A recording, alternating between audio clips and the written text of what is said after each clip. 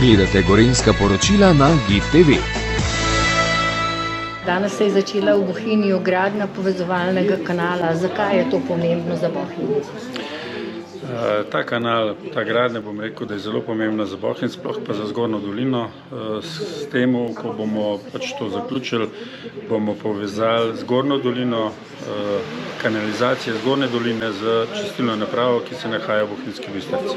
Zato je to nujno potrebno in ta ukrep nujen, čeprav vem, da ni prav zaželen, vendar drugače ne gre.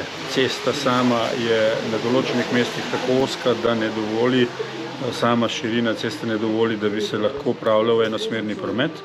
Zato je bilo potrebno popolna zapora. Seveda smo tudi z direktorjem firme sem jaz govoril, obljubo imamo, da se bo gradilo ne samo do 4 popoldan, ampak do 5, 6, čim bolj kar se da. Štartali bojo z dveh mest, se pravi spodne in pa zgornje strani, zato da to čim prej zaključijo. In koliko časa mislite, da bi bila cesta zdaj zaprta? Zdaj ne bi bila zaprta tako, kot imamo dovoljenje, do 12.7. Torej čez poletje? Do 12.7. ne bi bila zaprta, potem se bo pa videlo, kako bo. Zdaj vse je odvisno od zemljine, ali bo skala, ali bo pač nasuti material in od tega bo tudi odvisna hitrost gradnje.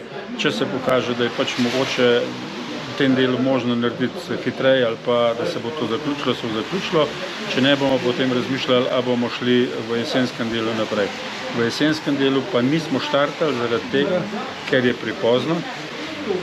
Moramo porabiti denar, ki je vezan na TNP sredstva in pa seveda bojimo se, da bi v jesenskem času prišlo do kakšnih večjih nalivov ali pa kakšnih, da se gradnja ustavi, potem imamo pa cesto razkopano. Tako da smo šli do sezone in pa bomo videli, kako pa je po sezoni. Hvala lepa.